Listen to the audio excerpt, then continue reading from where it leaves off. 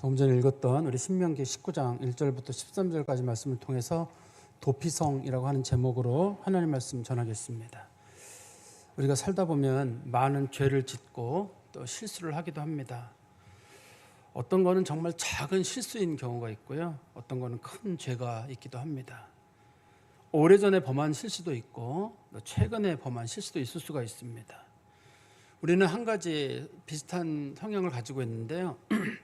내가 잘못한 것들은 사람들이 좀 용서해 줬으면, 잊어줬으면 하는 그런 바람이 있습니다.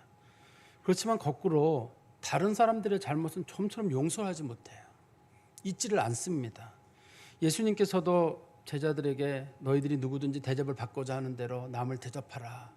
너희가 용서받기를 원하면 너희도 먼저 용서하라 라고 말씀하셨는데 이게 잘 안 돼요. 나는 용서받기를 바라지만 남을 용서하는 일은 잘 안 된다는 겁니다. 저는 목회자로서 제가 살아오는 동안에 저도 실수가 많고 죄도 많고 허물도 많습니다. 저를 아시는 분들이 그런 실수와 허물을 보셨다면 좀 용서하시고 덮어주셨으면 좋겠어요. 또 저도 마찬가지입니다. 똑같은 마음으로 다른 분들의 잘못을 덮고 용서하고 그렇게 살려고 합니다. 우리가 사람들과의 관계 속에서 어떤 일부러 이렇게 막 만드는 갈등은 아니고 의도하지 않았는데 사람들 간에 갈등이 생기는 경우가 있거든요. 서로 성격이 잘 안 맞는다든지 서운한 마음이 생겼다라든지 뭐 이런 거로 갈등이 생기는데 그런 갈등이 생겼을 때 서로 용서하고 서로 사랑으로 덮어주는 것. 대부분 갈등하는 관계에 있는 사람들은 가까이 있는 사람들입니다. 대부분 이제 부부들이라든지 가족들이라든지 뭐 같은 교회 성도들이라든지 그런 분들인데 저는 우리가 2026년도 교회에 우리가 표를 서로 사랑하자, 사랑하는 교회가 되자 이런 식으로 제가 정했거든요. 서로가 조금 용서하고 용납하는 그런 교회가 됐으면 하는 그런 바람이 있습니다. 제가 볼 때는 전 우리 사회가 갈등 사회라고 생각을 해요. 주로 큰 갈등들은 뭐 이건 제 생각입니다만 큰 갈등들은 주로 언론이나 뭐 지도자들이나 정부나 뭐 이런 사람들이 조장하는 것 같아요. 그래가지고 우리 사회에서 정치적인 그런 견해가 다른 사람들은 결혼 안 하겠다는 사람이 한 59% 정도 된다고 하죠. 결혼 안 하겠다고 하고 그런 사람은 며느리나 혹은 사회로 보지 않겠다. 그런 비율도 50% 넘는다고 해요. 상당히 많죠. 그런 것들은 그럼 왜 이런 일이 생겼냐면 제가 볼 때는 언론이나 혹은 뭐 지도자들이나 혹은 뭐 이런 사회를 조장하는 세력들이 사람들 간의 갈등을 자꾸 조장한다는 생각이 들어요. 그래서 사람들의 갈등이 커졌고 또 너그러운 마음이 없고 사회를 분노 사회로 만들어가지고 우리가 은근히 분노 게이지가 수준이 높은 것 같아요. 수위가요. 뭔가에 대한 분노를 부분적으로 갖고 있는 게 아닌가 하는 생각이 듭니다. 그렇지만 그렇게 큰 의미의 갈등 말고 대부분의 개인적인 갈등들 있잖아요. 그런 것들은 제가 볼 때는 그 우연한 말들이나 실수, 서운함, 사소한 것들에서 시작된 게 아닌가 싶어요. 이게 큰 게 있고 작은 게 있을 텐데 작은 것들은 주로 우리 인간 사회의 보통 일반적인 것들은요 그렇게 큰 거 아니거든요. 작은 것들인데 그런 것들이 이제 커지게 되고 갈등의 요소가 돼가지고 우리들의 삶을 풍요롭지 못하게 만들거든요. 오늘 우리가 살펴볼 주제가 도피성이라고 하는 주제인데 이 도피성을 살펴봄으로 인해 가지고 정말 의도하지 않았는데 어떤 사람과의 관계에서 내가 실수로 인해서 혹은 어떤 잘못으로 인해서 금이 갔을 때 그걸 어떻게 풀어갈 것인가 또 어떻게 나는 그 사람들을 덮어줄 것인가 그 부분을 좀 살펴보려고 합니다. 도피성은 주로 살인과 관련돼 있어요. 살인 중에서도 의도하지 않은 살인과 관련돼 있는데요. 살인도 용서하라고 주님 말씀하시는 걸 보면 우리가 용서하지 못할 일이 없을 것 같아요. 살인만큼 큰 사건은 거의 없지 않습니까? 그런 것들에 대해서 주님께서 좀 그게 그 사람이 의도하지 않았다 그러면 정말 그게 실수로 인한 것이라 그러면 그것도 덮어주라고 한다 그러면 우리가 용서하지 못할 일이 없지 않을까 하는 좀 그런 생각이 듭니다. 성경에 보면 도피성에 대해서 언급한 규절이 성경에 한 3군데 정도 나오거든요. 하나는 이제 민수기 35장에 나오는데 길게 나옵니다. 민수기 35장이 꽤 긴데요. 거기 도피성에 관련된 규정이 꽤 많이 나와요. 이스라엘 백성들이 너희들이 가나안 땅에 들어가거든 혹은 가나안 땅에 들어가기 전이라도 요단강 동쪽에 머물다 할더라도 너희들 꼭 어디 가든지 도피성을 만들어라. 도피성을 6개 만들게 돼 있어요. 요단강 동쪽에 3개, 요단강 서쪽에 3개. 요단강 동쪽이라는 말은 요즘 우리가 나라 이름으로 요르단이라는 나라가 있잖아요. 거기 요단강 동쪽이라고 부르고 요단강 서쪽은 이스라엘을 부르는 명칭입니다. 그게 다 과거에는 이스라엘 땅이었거든요. 그래서 하나님께서 도피성을 두라고 말씀하셨고, 그다음에 이제 신명기 4장에 보면 그 도피성의 이름이 나와요. 특별히 요단강 동쪽에 있는 그 도피성의 이름이 나오거든요. 거기 보면 뭐 바산 골랄이라든지 그다음에 뭐 길르앗 지역이라든지 뭐 그런 여러 가지 베셀이라든지 이런 식으로 하나님께서 세 군데 이름을 정해 놓으셨거든요. 그리고 난 다음에 오늘 본문에 보시면 도피성에 관련된 내용들이 조금 더 나옵니다. 가나안 땅에 들어가면 너희들 도피성 3개를 더 돌아 이렇게 말씀하신 후에 이제 여호수아서 20장에 가면은 도피성의 이름이 6개가 다 나와요. 거기 6개 이름을 다 말씀드리면 갈릴리 지방의 게데스라고 하는 지역을 하나 만들고, 그다음에 에브라임 산지의 세겜이라고 하는 지역, 그다음에 헤브론이라고 하는 지역, 그다음에 베셀, 길랏 라못, 그다음에 바산 골란. 이게 이스라엘 지도로 말하면 그 북쪽에서 남쪽까지를 3개로 토막을 낸 겁니다. 각 3개로 토막을 내 가지고 그다음에 가운데 선을 그은 다음에 총 6개 구역으로 나눠지거든요. 이스라엘 6개 지역으로 만든 다음에 그 6개 지역에 하나씩의 도피성을 두도록 하나님께서 이렇게 정해 놓으신 겁니다. 우리 한번 성경 말씀 보실까요? 19장 1절 2절의 말씀해 보시면, 내 하나님 여호와께서 이 여러 민족을 멸절하시고 내 하나님 여호와께서 그 땅을 내게 주심으로 내가 그것을 받고 그들의 성읍과 가옥에 거주할 때 내 하나님 여호와께서 내게 기업으로 주신 땅 가운데에서 새 성읍을 너를 위하여 구별하고, 여기 지금 3개만 하라고 나온 이유는 그 신명기 4장에 보면 41절에 43절에 보면 이미 3개가 언급이 되어 있습니다. 요단강 동쪽에는. 이거는 요단강 서쪽에다가 3개를 만든다고 하기 때문에 3개를 두라고 주님께서 말씀하신 거거든요. 하나님께서는 민수기에 보면은 35장 6절에 보면은 그 레위 지파 사람들을 위해서 총 성을 48개를 주라고 돼 있어요. 성을 준다는 말의 뜻은 큰 마을을 주는 게 아닙니다. 레위인들에게는 원래 기업을 주지 않거든요. 원칙적으로는 이스라엘 사람들에게만 기업을 주는데 이 기업 중에 조그만 성들 하나하나를 좀씩 주라는 거예요. 마을마다. 예를 들어 위레라고 하는 지역이 있으면 위레의 어느 지역 하나를 도피성으로 만들든지 아니면 레위인의 마을로 만들든지 해서 총 레위인의 마을은 48개인데 그중에 6개가 도피성이에요. 그러면 성경에서는 다른 마을은 그 사이즈가 안 나오는데 레위인들이 거하는 마을은 사이즈가 나와요. 성경에 보면. 그래서 사이즈가 어떻게 되어 있냐면 성의 넓이는 지름이 한 456m를 넘지 않도록, 그 다음에 바깥에 초지가 있거든요. 초지가 456m. 그래서 총 바깥을 계산했을 때 가로 세로로 1000m를 넘지 않도록 이렇게 정해놨습니다. 당시에. 그러니까 이 성이 조그만 성이에요. 도피성이라는 성은 초지, 풀을 먹이는 초지를 제외하고 나머지만 따지면 가로 세로 500m 이내예요. 가로 세로 500m 이내고 정확한 성경적인 사이즈로는 456m입니다. 그 레위인이 머무르는 성이. 도피성의 크기도 그만해요. 그 넘어가지 못하도록 그만한 사이즈로 만들게 해놨습니다. 그리고 3절 말씀 보십시오.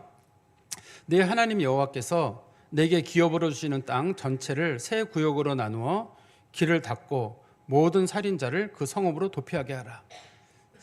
여기서는 3개라고 말하지만 이미 4절에 보면 요단강 동쪽에 3개가 있기 때문에 총 6개라고 제가 말씀을 드렸는데요. 우리나라 지도로 굳이 따져본다 그러면 남한을 지도로 따져본다 그러면 우리나라 가운데 태백산맥이 이렇게 지나잖아요. 태백산맥이 지나는데 태백산맥 동쪽, 태백산맥 서쪽. 그래서 만약에 서울에 하나 있다. 그러면 충청도에 하나가 있고 전라도에 하나 있고 그다음에 강원도에 있고 경상도 북쪽에 있고 경상남도에 있고 뭐 이런 식으로 두라는 거예요. 이게 거리가 그 정도씩 됩니다. 거리가 일반적으로. 그런데 길을 잘 닦아두라는 말은 사람들이 범죄를 저지르고 그리로 도망을 가야 되는데 빨리 갈 수 있도록 길이 잘 닦여 있어야 돼요. 길이 험하거나 잘못되어 있으면 가다가 중간에 잡혀서 죽는 일이 생기거든요. 이스라엘 법의 원칙에 따르면 잡혀서 죽는 일이 생기게 되기 때문에 하나님께서 그 이스라엘 백성들에게 너희들 이 6개의 도피성을 잘 만들어 두라고 했습니다. 왜 이런 일이 있었냐면 원래 이스라엘 사람들은 하나님께 주신 법칙이 한 가지가 있어요. 어떤 사람이 살인을 저지르잖아요. 그러면 나중에 오늘 본문에서는 재판 과정이 들어있지만 재판을 과정을 만들기 전에는 어떤 기준이냐면 살인을 저지르면 살인의 피해를 본 사람 있잖아요. 그 사람의 제일 가까운 친척, 보통 경우 이제 아버지라 그러면 아들이 제일 가까운 친척이고 아들이 없는 경우 부인이 가까운 친척이 될 거 아니에요. 가까운 친족이 되는데 이 사람이 그 살인을 저지른 사람을 반드시 죽이게 돼 있어요. 이거 무서워서 안 죽이면 안 돼요. 반드시 죽여야 돼요. 하나님께서는 이렇게 통해 가지고 어느 사회든지 간에 살인을 저지른 사람은 살아남지 못하도록 하는 그런 기본적인 원칙을 정해놨거든요. 그래서 어떤 사람이 우연한 실수로 살인을 저질렀든 혹은 고의적으로 살인을 저질렀든 간에 살인을 저지르면 그 사람은 빠른 시간 내에 도피성으로 도망을 가야 돼요. 도피성으로 도망을 가지 않게 되면 중간에 이 피해 보복자, 제일 가까운 친척이거든요. 제일 가까운 친척이 쫓아가가지고 그 사람을 죽여요. 하나님이 죽이라고 했기 때문에 이 사람을 따라서 죽이게 돼 있거든요. 빨리 도망가야 돼요. 그러려면 거리가 가까워야 돼요. 거리가 가까워야 되고 길도 잘 닦여 있어야 된다는 그런 뜻입니다. 4절 말씀 보십시오. 그 사람이 살인자가 그리로 도피하여 살만한 경우는 이러하니 곧 누구든지 본래 원한이 없이 부주중에 그의 이웃을 죽인 일. 원한이 없었어야 돼요. 원한이 없다는 말의 뜻은 의도하지 않은 죽음이어야 살인 사건이어야 됩니다. 이게 살인 사건에 대해서 신명기 앞부분에 아니라 민수기에 보면은 이 원한이 없는 거를 정의를 내려놨습니다. 어떻게 원한의 정의를 내려놨냐면 하나는 이 사람이 죽일 의도가 없었어야 돼요. 죽일 의도가 없었어야 되고 두 번째는 의도가 없었더라도 도구를 사용하면 안 돼요. 어떤 사람을 내가 실수로 죽였는데 옆에 돌멩이가 있다든지 혹은 뭐 금속이 있다든지 혹은 막대기에서 그걸 사용했잖아요. 그러면 그거는 의도해서 죽인 거로 봐요. 그렇기 때문에 그 사람은 도피성으로 도망가봤자 아무 소용이 없어요. 그 사람이 나 우연히 진짜 나도 모르게 그 사람이 나를 때려가지고 내가 나도 모르게 돌멩이를 들어서 이렇게 했다 그런데 일단 무기를 들었다는 것만으로도 도구를 들었다는 것만으로도 그거는 이미 의도가 들어있는 거로 보이기 때문에 그건 안 돼요. 그런데 예외인 경우가 있습니다. 우리 5절 말씀 보십시오. 가령 사람이 그 이웃과 함께 벌목하러 삼림에 들어가서 손에 도끼를 들고 벌목하려고 찍을 때에 도끼가 자루에서 빠져 그의 이웃을 맞춰 그를 죽게 함과 같은 것이라. 이런 사람은 그 성읍 중 하나로 도피하여 생명을 보존할 것이라. 도끼질을 하다가 도끼가 빠져나갔어요. 우리나라 옛날 동화에서 보면 도끼가 빠져나가면 어디에 빠지게 되나요? 연못에 빠지게 되면 할아버지가 나타나가지고 금도끼, 은도끼 이렇게 우리나라는 그렇게 딱 돼 있잖아요. 성경에도 그 비슷한 얘기가 나와요. 11개 보면은 선지자의 생도 중에 하나가 도끼를 가지고 나무를 하러 갔다가 도끼가 빠졌는데 저 도끼가 빌려온 도끼입니다라고 하니까 그 엘리사가 얘기하기를 그래 그럼 나무를 깎아가지고 연못에 던져라. 그랬더니만 그 깎은 나무가 막 그 도끼에 들어가가 떴다. 그래가지고 그 도끼를 찾아가지고 주인에게 돌려줬다 하는 얘기가 성경에 기록이 되어 있거든요. 근데 그만큼 이스라엘 사람들도 도끼를 사용하는 일에 있어서 도끼가 빠져나가서 죽는 일이 있었던 것 같아요. 근데 제가 아까 말씀드린 대로 의도적인 범죄라고 소위 불려지는 거는 두 가지라 그랬잖아요. 하나는 의도가 있든지 아니면 거기에 연장이 들어가든지. 그런데 연장은 제가 세 가지를 말씀드렸죠. 하나는 돌, 하나는 금속, 하나는 나무거든요. 도끼는 금속하고 나무가 합체되어 있는 거예요. 그러면 사실 도끼질을 하다 도끼가 빠져나가서 사람이 죽었다 하더라도 원래대로 따지면 그 사람은 의도성이 있다고 봐가지고 이 사람이 원래는 사형을 당해야 돼요. 원칙적으로는. 그렇지만 이 하나님께서 사람들의 상황을 잘 아시기 때문에 아주 정말 누가 봐도 도끼질처럼 예외적인 그런 규정들이 있는데 그런 경우는 봐줘라 하는 경우로 그 예를 들어놓은 거예요. 설령 도구가 사용된 경우가 있다 하더라도 예외적인 경우는 얼마든지 있다. 그러니까 실수는 실수대로 보고 의도가 악하지 않은 경우는 잘 분별해서 용서를 하라는 뜻이겠죠. 그리고 6절 말씀 보십시오. 그 사람이 그에게 본래 원한이 없으니 죽이기에 합당하지 아니하나 두렵건대 그 피를 보복하는 자의 마음이 복수심에 불타서 그 살인자를 뒤쫓는데 그 가는 길이 멀면 그를 따라 잡아 죽일까 하노라. 앞부분에 말씀드린 대로 이스라엘 땅을 크게 이제 6등분으로 낸 겁니다. 원칙적으로는 6등분을 내 가지고 빨리 가게 만들어 놨는데 빨리 가야 되는데 빨리 길이 멀다든지 거리가 안 된다든지 그러면 사람이 가다가 중간에 피해 보복자가 쫓아오게 되거든요. 그러면 여지없이 잡히게 돼요. 그러면 이 제도 자체가 무의미하잖아요. 이 제도 자체가 요즘 우리나라로 말하면 법원제도입니다. 이게 법원제도 비슷해가지고 사람이 잘못을 범했다고 하더라도 어떤 재판 과정을 거치고 또 이렇게 안가 같은데 보호를 받고 뭐 그런 식의 요즘 제도랑 비슷한 거예요. 그런 제도인데 어떻든 간에 이게 피해 보복을 해야 되는 사람들 입장에서는 하나님이 꼭 보복을 하라고 했거든요. 왜 보복을 하라고 했냐면 그렇지 않게 되면 살인을 저지른 사람이 버젓이 돌아다니게 되고 그 사람들로 인해서 그 사회가 혼란해지게 돼요. 하나님은 살인에 대한 엄격한 기준이 있습니다. 하나님께서는 살인은 절대 안 된다는 하나님의 엄격한 기준이 있기 때문에 만약에 이 살인 규정을 그대로 사람들이 놔두게 되면 그 살인자로 인해 가지고 그 사회에 살인이 용인되는 거예요.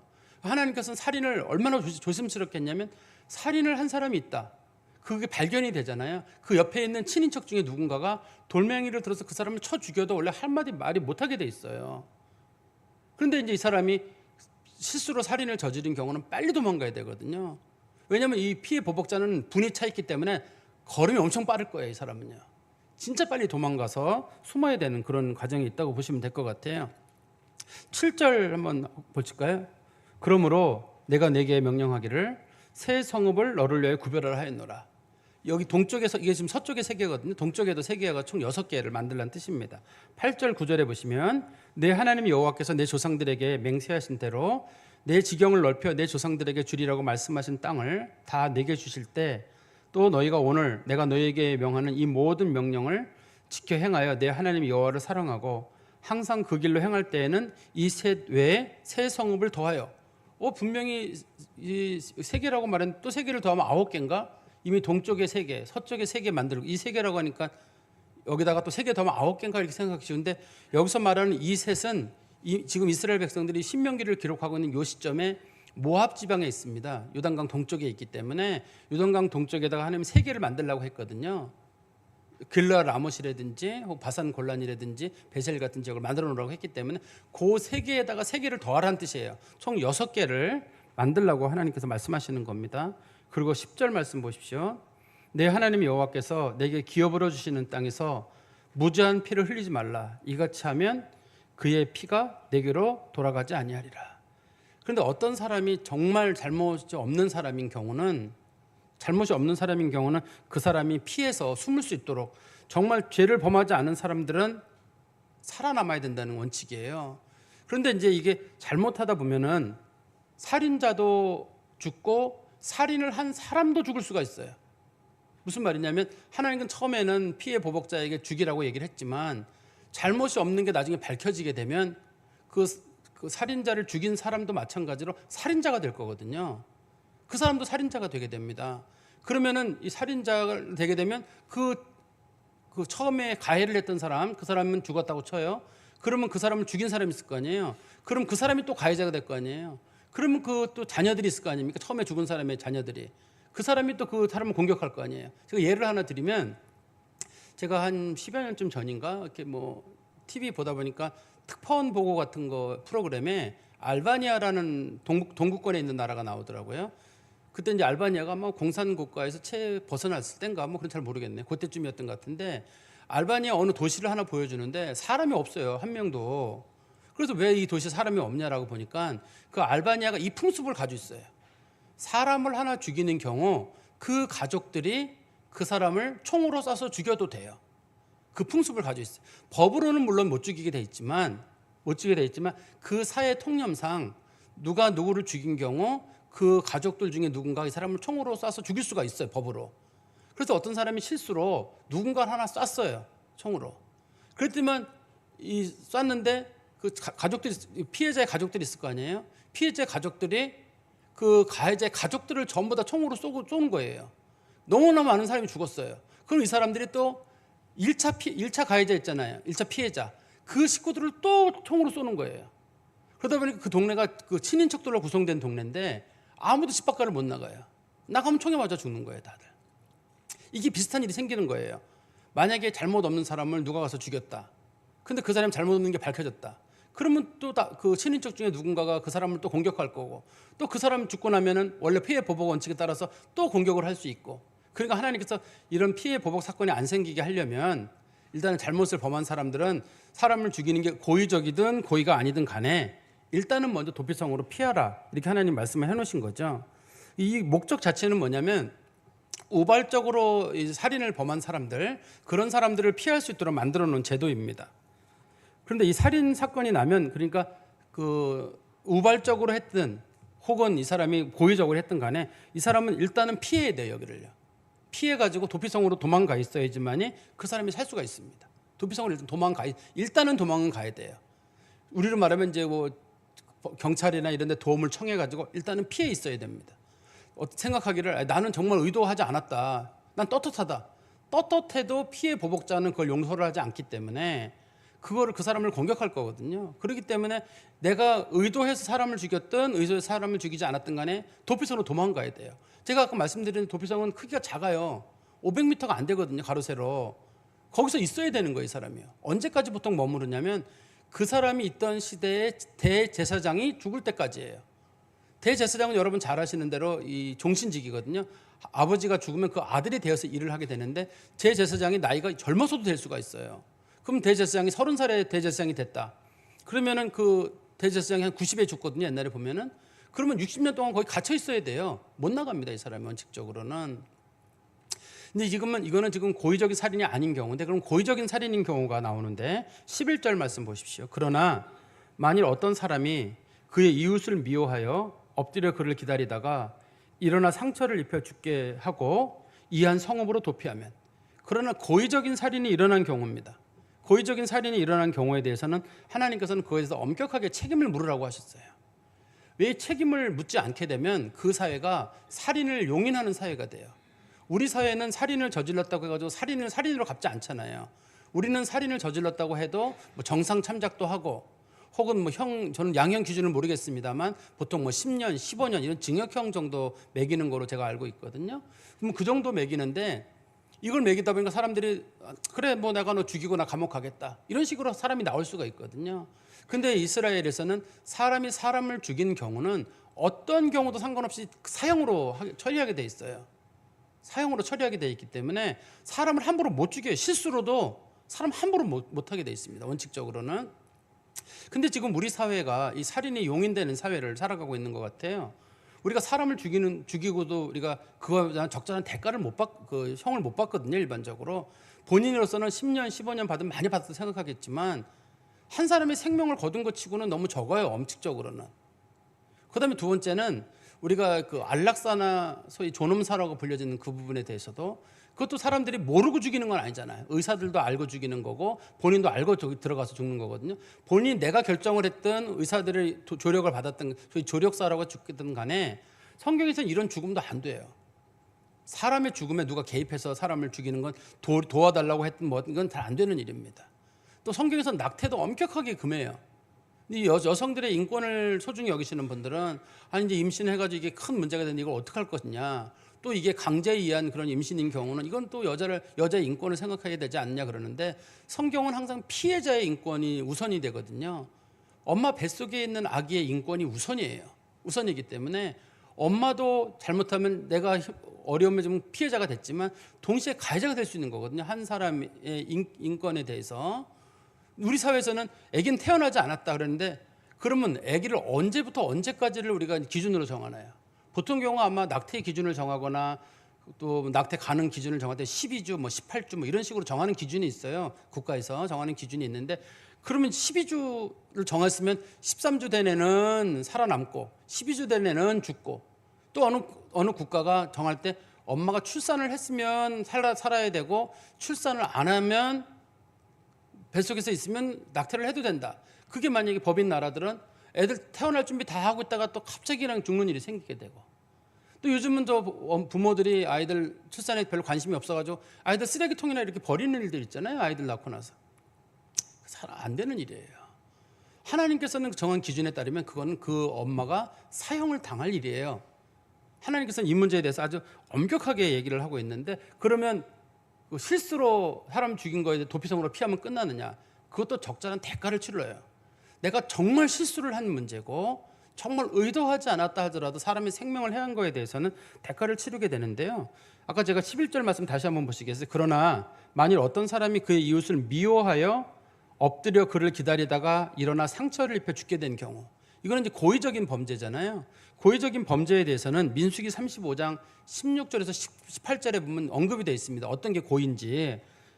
그 다음에 어떤 게 고의냐면 첫 번째 아까 제가 말씀드린 대로 연장을 사용하는 경우, 철 연장을 사용한 경우, 두 번째는 돌을 사용한 경우, 세 번째는 막대기를 사용한 경우 거기에 속하고요. 그다음에 민수기 35장 20절 21절에 보면 도구를 사용하진 않았지만 의도가 들어있는 경우, 예를 들어서 어떤 경우냐면 미워하는 마음을 가지고 밀친 경우, 자기는 그냥 밀쳤어 그러는데 사람들이 그 사람 미워하는 거 원래 알아요. 그러면 그냥 밀친 게 안 돼요. 이게 그 사람 나 그냥 실수로 밀친 거예요. 근데 그 너를 사이 안 좋았잖아. 사이가 안 좋았던 사이에서는 그냥 밀쳐도 그게 성경에서는 살인이 된단 말이에요. 그다음에 기회를 엿보아서 무엇을 던지는 경우, 이거는 계획적인 살인이거든요. 마치 남들 모르는 것처럼 돌멩이 하나 멀리서 하나 던졌는데 우연히 그 사람 맞아가지고 그 사람이 죽었다. 그런데 이게 이제 계획을 했느냐 계획을 하지 않았냐의 문제겠죠. 근데 성경에서는 그 사이가 안 좋은 사람이 이걸 던졌을 경우는 이걸 계획적인 범죄라고 보는 거예요. 제가 한번 지난번에 우스갯소리로 말씀드린 적이 있는데 전 4학년 때쯤인가 친구들이랑 낭떠러지 위에서 돌멩이 던지고 뭐 하다 저는 소라를 하나 이렇게 손에 들고 있었거든요. 큰 거를. 근데 밑으로 툭 던졌는데 아니 밑에서 누가 지나가시다가 소라에 맞았어요. 그래서 이 소라가 여기 확 구멍이 확 뚫려가지고 올라오셨더라고. 돈 크게 물어줬던 기억이 나요. 이건 진짜 제가 실수예요. 그냥 친구들 다 돌 던지고 그러는데 저만 마침 또 소라 하나 있어가지고 그거 던졌는데 그게 머리에 확 뾰족한 부분이 찍혀가지고 올라오셨더라고요. 근데 그런 경우는 실수예요. 그분이 저랑 모르는 관계니까. 그렇지만 이게 서로 아는 관계나 관계가 안 좋은 경우는 이것도 의도적이라고 보는 겁니다. 그다음에 악의를 가지고 손으로 때리는 경우, 아까 제가 말씀드린 도구를 사용하진 않았지만 이 사람이 악한 마음을 가지고 너 죽어라 소리 지르면서 싸웠던 경우 있잖아요. 그런 경우는 이 자체가 다 의도적인 범죄로 취급이 됩니다. 그러면 그렇게 되면 어떻게 해야 되냐면 12절에 그 본 성읍 장로들이 사람을 보내어 그를 거기서 잡아다가 보복자의 손에 넘겨 죽이게 할 것이라. 그 사람이 도피성으로 도망갈 거거든요. 그럼 도피성에 도망가면 그 원래 살인 사건이 났던 그 지역에 있는 장로들, 소위 이제 경찰이라고 불려지거나 이런 사람들이 그 사람을 잡아와요. 잡아와가지고 피해 보복자라고 불려진 사람 앞에서 자 네가 먼저 죽여라. 그래가지고 큰 돌, 한 번 던지면 머리 깨질 만한 큰 돌이 있거든요. 그 돌로 먼저 때려요 그 사람이. 그럼 나머지 사람도 돌로 던져가지고 투석형으로 그 사람을 죽이도록 그렇게 만들어놨습니다. 그리고 13절의 말씀해 보십시오. 내 눈이 그를 긍휼히 여기지 말고 무죄한 피를 흘린 죄를 이스라엘에서 제하라. 그리하면 내게 복이 있으리라. 하나님께서는 이게 두 가지를 요구하시는데 하나는 정말 잘못이 없는 사람에 대해서 용서하라는 게 하나고, 두 번째는 살인 사건 자체, 사람을 죽이는 문제를 그 사회로부터 제거하는 것도 문제예요. 이스라엘이 멸망한 거, 북쪽 이스라엘이 멸망하거나 남쪽 유다가 멸망한 이유는 여러 가지 이유가 있겠습니다만 직접적인 이유는 하나님의 땅을 더럽혔기 때문이에요. 사람이 사람을 죽이는데 권력을 가지고 있거나 금전적으로 상당한 부에 있는 사람들은 이걸 덮어버리는 거예요. 그래서 많은 사람들이 죽어요. 죽어도 사람들이 그 죽음을 덮어버리는 거예요. 하나님은 아무리 권력자라 하더라도 아무리 부자라 하더라도 범죄를 저지른 사람은 그에 대한 대가를 받게 해놨단 말이에요. 근데 그게 사회적으로 무너지는 거예요. 그러면 하나님은 뭐를 보시냐면 이 사회는 내 땅을 더럽혔다. 그래서 하나님께 너희들 이 땅 살지 말고 떠나라. 그래서 바벨론 포로로 이스라엘 백성들이 다 끌려가는 이유는 그것 때문이에요. 이 땅 비워라는 거예요. 범죄한 사람들, 너희들 후손들이 난 여기 사는 거 원하지 않아. 다 떠나라. 그래서 그 사람들이 바벨론을 가서 70년 동안 생활을 하고, 그래서 2대 정도가 지난 다음에 그 다음에 이제 사람들이 돌아오도록 이렇게 해놓은 거죠. 그러면 이제 재판을 해야 되는데 이게 고의 여부를 확인하려면 어떻게 확인해야 되나요? 이제 보통 우리 요즘 같은 경우는 우리가 이제 증거를 대야 되겠죠. 요즘은 증거를 수집을 해가지고 증거를 대는 게 아마 물증주의 속한 우리나라의 법인 것 같은데, 옛날에는 그렇게 하지 않고 주로 이제 증인을 통해서만 이 사실 여부를 알 수 있었거든요. 요즘 여러분들 같은 경우 이 증인의 증언을 믿을 수 있으세요? 어떠세요? 어떤 사람이 법정에 너 증언을 했다. 저 증언은 맞을 거다. 저 증언은 맞지도 않을 거야. 아마 우리 사회에서는 증언의 문제에 대해 사람들이 아마 거의 신뢰 안 할 것 같아요. 근데 이스라엘에서는 증언을 한 경우는 그 증언한 사람이 그 증언을 통해서 얻으려는 이익, 예를 들어서 내가 증언을 통해 가지고 저 사람이 살인 안 했는데 살인했다고 내가 거짓 증언하는 거예요. 그러면 그게 나중에 밝혀지잖아요. 이 사람 사형이에요. 또 이 사람이 그것 때문에 여러 사람의 피해를 끼쳤잖아요. 그러면 이 사람과 관련된 사람들이 다 죽어요. 성경 말씀 한번 보시겠어요? 우리 신명기 19장 신명기 19장 17절부터 19절입니다. 신명기 19장 우리 본문 거기 바로 뒤에예요. 제가 16절부터 읽어드리겠습니다. 만일 위증하는 자가 있어 어떤 사람이 악을 행하였다고 말하면 그 논쟁하는 쌍방이 같이 하나님 앞에 나아가 그 당시에 제사장과 재판장 앞에 설 것이요 재판장은 자세히 조사하여 그 증인이 거짓 증거하여 그 형제를 거짓으로 모함한 것이 판명되면 그가 그의 형제에게 행하려고 꾀한 그대로 그에게 행하여 너희 중에서 악을 제하라. 금전적인 피해를 끼치려고 했으면 금전적으로 그대로 받으면 되고, 주로 이게 사람 죽이는 살인과 관련돼 있거든요. 그 사람 살인하는 거 내가 봤어요 이렇게 주장할 거거든요. 그러면 그래 살인한 거 봤으면 너 증언을 믿겠다. 만약에 이게 거짓으로 밝혀지게 되면 너는 반드시 죽는다. 또 이 살인에 대한 거는 주로 한 사람만 하는 게 여러 사람이 관련되는 경우가 있거든요. 제가 여러 사람을 이 사람 해코지하려고 그러는 거 봤습니다. 그러면 그 사람 관련된 여러 사람들이 피해를 보게 될 거거든요. 근데 그게 나중에 사실로 밝혀지잖아요. 그냥 넘어가지 않아요. 그 사람과 관련된 사람들도 다 죽어요. 내가 그 사람 10명 죽이려고 했으면 나와 관련된 사람이 10명이 죽어요. 그래서 사람들이 절대 거짓 증거를 하지 못하도록 이렇게 만들어 놓은 겁니다. 그리고 이 살인사건과 관련돼서 저는 벌금형이 없어요. 성경엔 벌금형이 없고 무조건 살인사건은 사형으로만 처리하도록, 그래서 성경에서는 사형 제도를 옹호하고 있습니다. 성경에서는. 그럼 사람의 인권을 생각하면 살인자를 하더라도 용서해야 되지 않나 싶은데 성경에서는 피해자 인권 우선 원칙에 있어가지고 피해자를 생각해 봤을 때는 그 사람이 죽는 게 옳고, 하나님께서는 사람의 생명을 뺏은 자는 어떻든 너도 생명이 없어져야지만이 그게 하나님 보시는 공의와 정의의 원리가 이루어진다는 원칙 때문에 성경은 사형제에 대해서 옹호를 하고 있습니다. 그렇지만 실수로 살인하는 것이 밝혀지는 경우 있잖아요. 실수로 살인한 경우가 밝혀지는 경우는 어떻게 하냐면, 그건 민수기 35장 22절 28절에 나오는 제가 설명을 드리겠습니다. 거기 보면 재판을 했어요. 재판을 한 다음에 그 사람이 실수했던 게 밝혀지게 되면 그 사람을 다시 도피성으로 보내게 됩니다. 그 사람은 도피성에 들어가서 안전하게 생활을 할 수가 있어요. 언제까지 안전하게 생활할 수 있냐면 그 도피성에 들어간 그 시점에 대제사장이 살아있을 때까지 안전하게 살 수 있습니다. 그런데 그 사람이 중간에 가족들이 너무 보고 싶어요. 너무 좁잖아요 이게. 가로 세로 500m거든요. 500m가 얼마 안 됩니다. 여러분 나가서 보시면 500m, 가로 세로 500m 얼마 안 돼요. 그런데 거기 머물러 있는 너무 답답해요. 나가면 죽어요. 왜냐하면 이 가족들이 바깥에 기다리고 있거든요. 피해 보복자는 보복 원칙이 있기 때문에 법적으로는 무죄 판결을 받았지만 나는 용서를 못해요. 이거를요. 용서를 못하기 때문에 그 가족들이 기다리고 있다. 그 사람 나오면 즉시 죽여요. 절대 나가면 안 돼요. 나가려면 딱 한 가지 방법이 있어요. 제사장이 죽고 대제사장이 죽고 난 다음에 나가면 돼요. 그러면 피해 보복자가 이 사람을 죽이는 경우 피해 보복자는 살인자로 규정이 돼가지고 그와 그의 가족들이 큰 형벌을 받게 돼 있어요. 대제사장이 나가고 난 다음에는 죽일 수가 없어요. 죽고 난 다음에는 죽일 수가 없어요. 하나님은 대제사장의 죽음을 이 사람의 살인을 대속하는 대속의 죽음으로 보셨기 때문에 그렇습니다.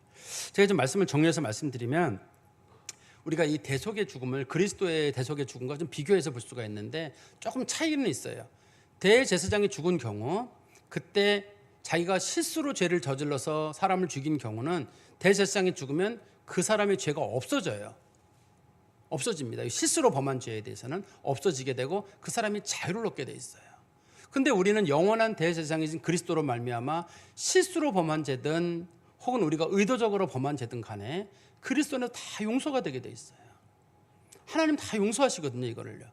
그리고 대제사장은 딱 그 시대, 자기 시대만 용서할 수 있지만 예수님은 영원한 대제사장으로서 한 번에 단번에 죽으심으로 영원한 속죄를 이루셨거든요. 모든 사람들이 세대를 불문하고 그리스도 예수 안에서 다 사함을 받도록 하나님은 원칙을 정해 놓으셨어요. 그러니까 그리스도는 일반 대제사장하고 수준이 다르고 그 은혜가 다르죠. 그러면 우리는 예수님으로 말미암아 많은 용서함을 받았어요. 의도적인 죄에 대해서도 용서함을 받았고 실수로 한 죄에 대해서 우리는 많은 용서함을 받았거든요. 근데 내가 용서함을 받았는데 우리는 다른 사람들에게 참 인색해요. 내가 의도적으로 지은 죄도 용서받았고 내가 의도하지 않은 실수에 대해서도 그리스도 안에 다 용서를 받았거든요. 근데 다른 사람들에 대해서는 참 인색하게 군다는 거예요. 참 용서를 안 해요. 내가 용서받기는 그렇게 바라고 너무 감사해요. 나를 용서했다는 것이.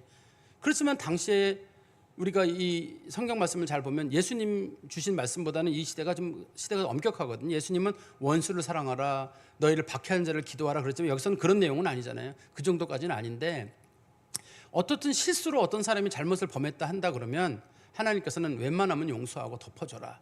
살인도 실수라면 용서해 주는 판에 너희들 용서하지 못할 게 뭐가 있느냐, 이렇게 이제 말씀하시는 거거든요. 우리 그리스도인들이 올해 2026년도에 우리 교회의 표를 따라서 서로 사랑하는 교회가 되자, 서로 사랑하는 사람이 되자 할 때 우리가 어떻게 이거를 실천해 나갈 것인가. 정말 나쁜 의도를 가지고 사람들에게 해코지 하는 사람들은 그냥 잘 지켜봐야, 조심해야 됩니다. 그런 사람들은. 근데 그런 경우 말고 정말 누가 봐도 실수를 했다든지, 또 실수를 했는데 큰 실수긴 하지만 세월이 많이 지난 경우 있잖아요. 세월이 많이 지난 경우는 덮어줘야 되지 않겠어요? 세월 많이 지난 것까지 그것까지 꺼내내가지고 이렇게 저렇게 하는 건 좀 과하지 않을까요? 어떠세요? 사람은 실수도 하고 잘못도 범하기도 하고, 어떤 건 큰 죄가 있는데 큰 죄 같은 경우는 대부분 형을 받지 않습니까? 형을 받는데 그런 거 말고 형을 받을 만한 정도는 아니지만 실수를 범하거나 잘못을 범했던 경우 우리가 좀 너그러운 마음으로 좀 용서를 해야 되는 게 필요하지 않을까. 우리가 늘 주기도문을 암송할 때마다 우리가 우리에게 죄 지은 자를 사하여 준 것 같이 우리 죄를 사하여 달라. 우리가 사람들을 용서하는 것만큼 우리를 사하여 주십시오. 근데 주님께서는 너는 누구도 용서한 적 없잖아. 나도 너 용서하지 않을 거야. 이렇게 나온다 그러면 우리가 할 말이 없어요. 우리는 우리가 우리에게 죄 지은 자를 사하여 준 것 같이, 사하여 준 것처럼 우리를 사하여 달라고 하는데 우리는 좀처럼 누구를 사할 마음이 없거든요. 우리는 정말 자존심 강해가지고 누구 하나 나한테 피해를 주고 해코지했다, 절대 잊어버리지 않죠. 근데 생각해보면 그 사람들은 다 나랑 가까운 사람들이에요. 부부가 있을 수도 있고, 부모 자식 간에 있을 수도 있고, 형제 관계일 수도 있고, 교인들 간에 있을 수도 있거든요. 조금 너그러운 마음으로 웬만하면 좀 용서해 줬으면 어떨까 하는 생각이 들어요. 다 지난 일들이잖아요. 다 지난 일들이고, 그 사람도 사람이고 나도 사람이고, 나도 많은 죄를 지었고 하나님이 덮어주셨고, 또 사람들도 우리들의 허물 다 덮어줘서 우리도 여기까지 왔어요. 제가 처음에 말씀드린 대로 저도 목회자지만 실수가 많고 잘못이 많아요. 다 덮어주고 모른 척해서 목사로서 옷 입고 여기 서서 말씀을 전하는 것처럼 우리 주변에 있는 사람들의 허물들에 대해서도 서로 좀 너그러운 마음으로, 정말 너무 악하고 못된 사람, 그런 사람들에 대해서까지 여기서 얘기하는 건 아닙니다. 여기서는 그런 사람들에 대해서는 우리가 말을 할 수 있죠. 그렇지만 그렇지 않고 우리 대부분의 갈등과 분열의 중심은 대부분 사소한 실수들, 서운한 것들, 지난 일들 때문에 생기는 문제들이에요. 성경은 좀 너그러운 마음으로 대하라고 말해요. 그러면 너그럽게 용서받은 사람들은 어떻게 되느냐? 그 사람은 평생 참여하는 마음으로 살아야죠. 아까 말씀드린 대로 이 도피성에 들어가면 도피성 조그매요. 못 나와요. 도피성에서. 그 사람 생각하기를 내가 무죄 판명을 받았으니까 내가 뛰어나간다. 뛰어나가면 죽어요. 왜 죽냐면 그 억울한 일 당한 사람은 못 잊어버리거든요. 나는 쉽게 잊지만 피해를 본 사람은 못 잊거든요. 그러니까 내가 그 어떤 무죄 판명을 받았을 때도 나 무죄야, 떳떳해, 이렇게 나올 게 아니라 죄는 무죄를 판명을 받았는지는 모르지만 나 때문에 피해를 봐서 미안하다, 죄송하다, 사과한다, 이렇게 나와야 정상인 거지. 나는 아무 잘못도 없어, 나 의도한 게 아니래. 의도한 게 아니어도 피해를 본 사람일 수 있고, 다치면 상처를 받았다 그러면 우리가 좀 너그러운 마음으로, 우리도 좀 참여하는 마음으로 미안합니다, 나 때문에 많은 피해를 보셨죠. 이게 내가 사람을 죽인 문제가 아니라 하더라도 정말 이렇게 했는데 마음 많이 상하시죠, 죄송합니다, 이렇게 서로 한편은 용서하는 마음을 갖고 한편은 참여하는 마음을 갖고, 이게 하나님께서 우리에게 주신 도피성의 제도의 본질이 아닌가 싶어요. 그러면 우리 사회에 가지고 있는 많은 갈등의 문제들, 큰 갈등의 문제들 말고요, 웬만한 갈등의 문제들은 전 이 문제로 풀어지지 않을까, 이 말씀을 마음에 두시고 2026년 은혜 가운데 사시기를 간절히 소망합니다. 기도하겠습니다. 하나님 아버지, 주님 은혜 감사합니다. 주의 말씀을 마음에 깊이 두게 하시고 우리가 사함을 받았던 것처럼 우리도 너그러운 마음으로 사람들을 용서하는 은혜가 있게 하여 주시옵소서.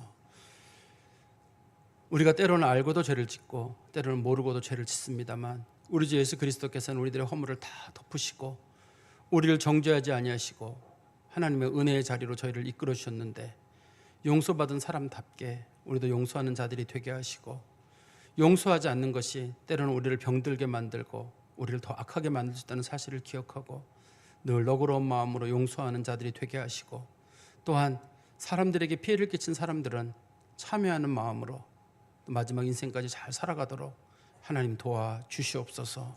예수 그리스도의 이름으로 기도하옵나이다. 아멘.